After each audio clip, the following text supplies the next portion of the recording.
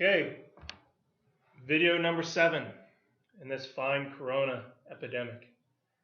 This one's on convex mirrors. This is our first example.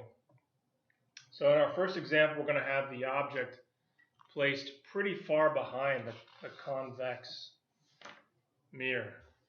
So let's go ahead and we'll draw in our x-axis. Get it lined up here. And we'll put in a y-axis. How about here? And then we're going to put in the fact that it's convex. So I'm going to take it and I'm going to peel it back a little bit. And I'm going to show that it's reflective. So I've set up my mirror. In our previous example, we used focals of 5. So the difference this time is that the focal is virtual because this is a convex mirror. Notice the curvature is peeling away from the object. So if we place the object at 8, 5, 6, 7, 8, O for object. Let's make it 3 tall again, just like we've been doing. And this time we're going to place the focal over here. 1, 2, 3, 4, 5. So my focal length will be -5. So basically we have this for our initial conditions. Let's try that again. And again. Alright, there you go. So we have our focal, our object, and we have the height of the object, 3. So what we're going to do is we're going to go through our ray tracings and you're going to see how they're a little bit different.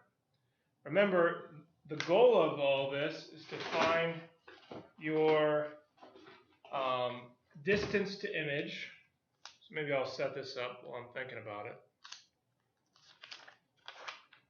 Alright, so our goals here are to kind of come up with this, which is di, the distance to the image, the height of the image, and then the magnification. And all of this is going to come from our graph. So keep in mind our goals of what we're trying to do by graphing it. I'll just move that up there for a second. We could always move everything down a little bit. That might work a little bit better. Hey. Alright, so follow your ray rules. Now I still have this, right? These are ray rules. We come in parallel. We leave based on the focal. But the focal is virtual, so it's going to be applied slightly different. So I come in parallel, and now I want to leave based on that virtual focal. Now because it's a mirror, it reflects. So I have to bounce off, and I bounce off like that. So that's my first of the 3 ray rules. Second ray rule, we come in based on the focal and we leave parallel. So what does that look like? So now we take our ruler, we line it up with the top of the object, and we go toward the focal, except when we hit the mirror, of course, we reflect. So we're going to bounce off, and we get pushed back parallel, focal parallel. First time was parallel focal, now it's focal parallel. Notice they're not going to intersect. That tells you that this image is virtual. Okay, one more to do here. Origin equal angle. Just so you don't know that I'm not making that up. So we're going to go from the top of the arrow to the origin, which is the very center of the mirror. Come into the origin. Now we leave it at an equal angle. That's 1, 2, 3 down. Make my mark, see if I can get it right this time. Come on down, and then we leave like that. And there you go. We've got our third ray trace. And what do we do from here? Well, we want to trace back our rays. We want to know what it's going to look like when we look in this type of mirror. Now, a convex mirror is often used as a security mirror. So you're in a gas station. We want to make sure nobody steals all the combos. What are you going to do? Well, you're going to put in one of these mirrors you're going to be able to see around the corner. Or you have a driveway and there's lots of trees all the way to the edge of the driveway.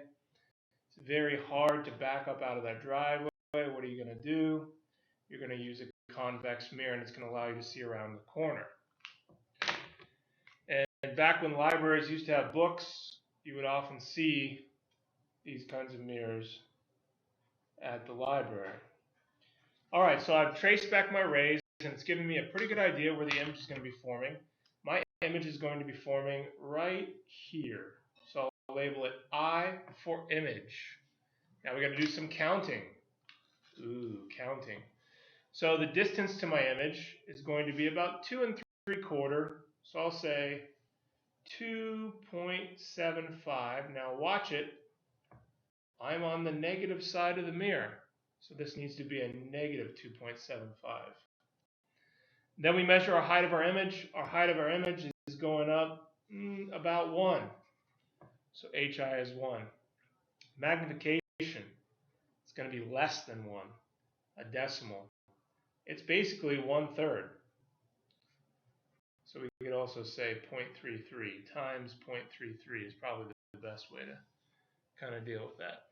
So those are my results from my graphing. Let's see how we did. Let's move into the math and we'll see how close we come to our graph answers. Remember, math, as long as you do it correctly, will give you an exact answer, where graphs always have some error associated with them. We begin, as we always begin, with the lens makers. 1 over f equals 1 over di plus 1 over do. And once we have the lens makers established, we want to put in our focal length from our givens. And I also want to put in the distance to the object, also given. Now remember, you are only allowed to take numbers from here when using your equations, not from here. Only from the givens, not from our graph answers. Do not use graph answers in the math. That's illegal. So we're going to go through now. We're going to find a common denominator between 5 and 8. How about 40? So we'll say 8 negative 8 40ths equals 1 over di plus 5 40ths. What comes next? We're going to subtract 5 40ths from both sides, giving us negative 13 40ths.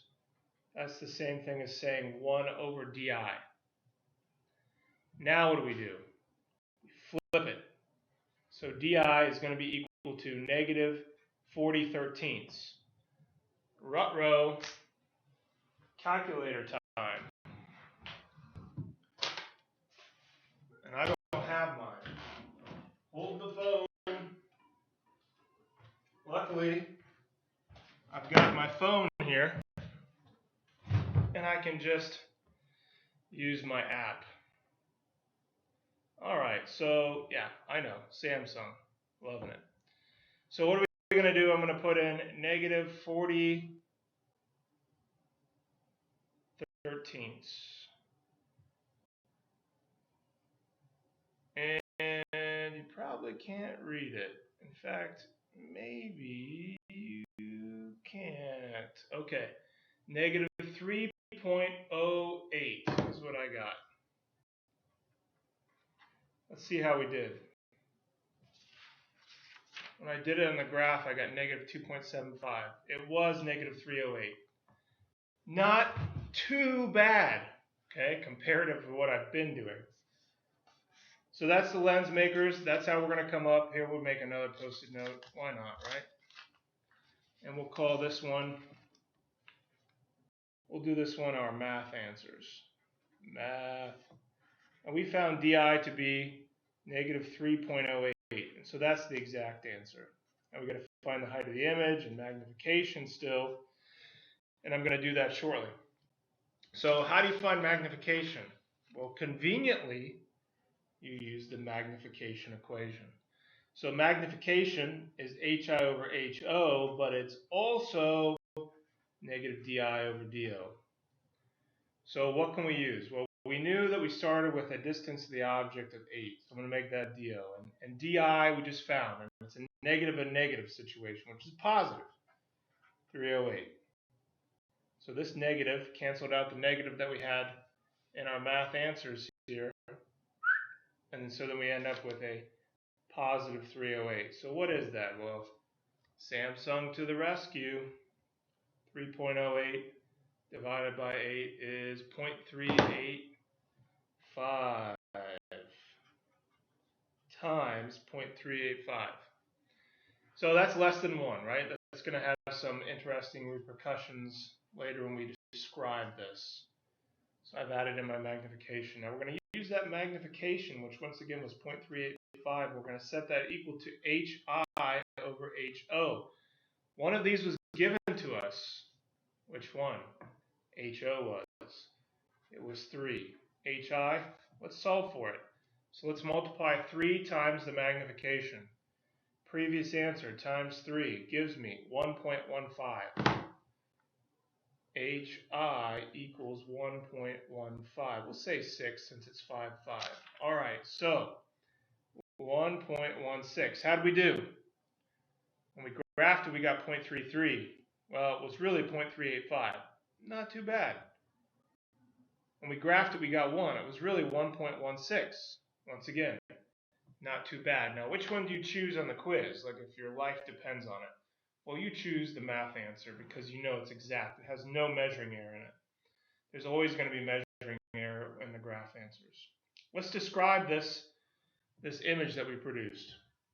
Okay, first of all, is it real or virtual?